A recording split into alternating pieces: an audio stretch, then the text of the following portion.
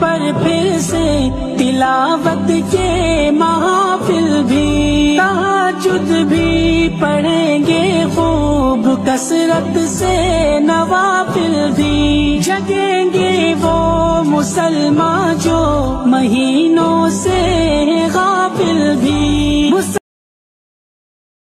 صلی اللہ علیہ وآلہ وسلم نے فرمایا ہے کہ من صام رمضان ایمانا واحتسابا غفر له ما تقدم من ذنبه، فرمایا جو انسان رمضان المبارک کے روزے ایمان اور احتساب کے ساتھ رکھتا ہے، رب العالمین اس کے پچھلے گناہوں کو معاف کر دیتے ہیں۔ سبحان اللہ۔ اب اس حدیث کے اندر حبیب بھائی دو چیزیں ذکر ہوئی ہیں، ایک ہے ایمان اور دوسرا احتساب۔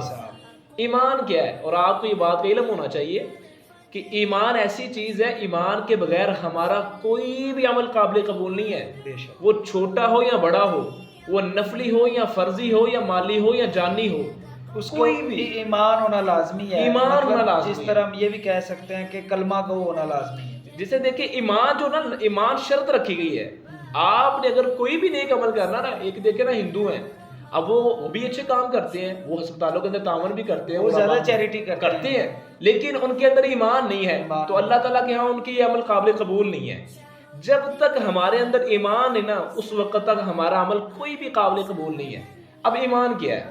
حضرت جبریل علیہ السلام اللہ کے پیارے نبی علیہ السلام کے پاس آئے اور آ کر کہا اللہ کے نبی جی ایمان کیا ہے؟ ان تؤمن باللہ وملائکتہ وکتبہ ورسلہ والیوم الآخر۔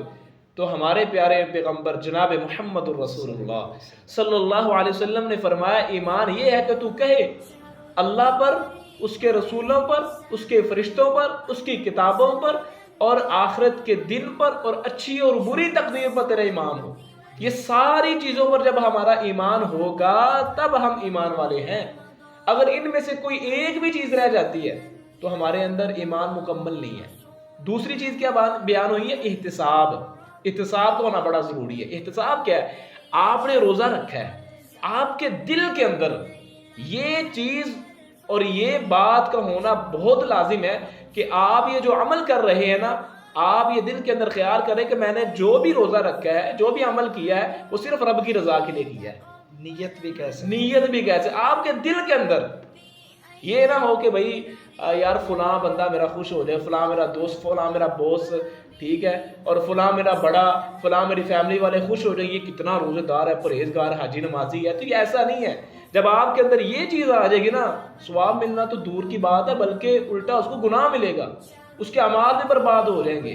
تو احتساب کو ہونا بڑا ضروری ہے۔ وہ اپنے لیے رکھ رہا ہے روزہ، اللہ کے لیے نہیں۔ ہاں، اللہ کے لیے نہیں رکھے گا تو پھر اس کے اعمال برباد ہو جائیں گے۔ اگر اس کے دل کے اندر خوف الہی ہے، خشیت الہی ہے، رب کی رضا حاصل کرنے کا اس کے اندر جذبہ ہے، اور یہ روزہ بھی اس لیے رکھ رہا ہے کہ میرا رب اس سے راضی ہو جائے، تو پھر یہ دو شرطیں جس آدمی کے اندر ہوں گی، رب العالمین کا سب سے بڑا انعام یہ ہے کہ اس کے پچھلے گناہوں کو معاف کر دیں گے۔ ٹھیک ہے۔ اب دوسری چیز، اب دوسرا بہت بڑا انعام ہے حبیب بھائی، دیکھیں اللہ کے پیارے نبی علیہ السلام نے فرمایا جب انسان روزہ کھولتا نا، بلکہ فرمایا کہ روزے دار کے لیے دو خوشیاں ہوتی ہیں۔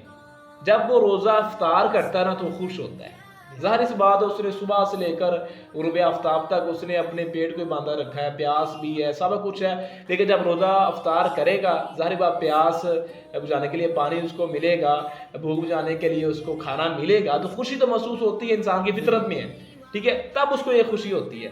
اور دوسری خوشی یہ بہت کمال کی خوشی ہے، اور آپ کو پتہ ہے ہمارے رب العالمین کتنے حسین و جمیل ہیں، کتنے اعلیٰ و رفیع ہیں، وہ ساری کائنات کے بادشاہ اور شہنشاہ ہے، ٹھیک ہے۔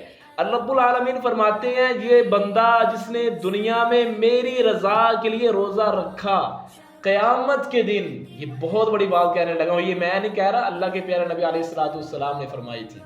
اللہ کے پیارے نبی علیہ السلام نے فرمایا قیامت کے دن رب العالمین اس بندے کو اپنا دیدار کروائیں گے۔ سبحان اللہ، یہ چھوٹی بات نہیں یہ ہے، روزے دار کی اہمیت فضیلت ہے۔ دیکھیں یہ اللہ تعالیٰ نے انعام دیا ہے کہ میرے بندے نے میرے لیے اپنی خواہشات کو قربان کیا ہے، میرے لیے اپنے غصے پر کنٹرول کیا ہے، میرے لیے گناہوں سے بچا رہا ہے، میرے لیے جھوٹ چھوڑا ہے، میرے لیے غیبت چھوڑی ہے، میرے لیے کینہ چھوڑا ہے، میرے لیے نمازیں پڑھی ہیں، میرے لیے صدقہ و خیرات کیا ہے، میرے لیے مسکینوں کے سر پہ ہاتھ رکھا ہے، تو رب العالمین فرماتے ہیں اس کو میں انعام میں خود دوں گا۔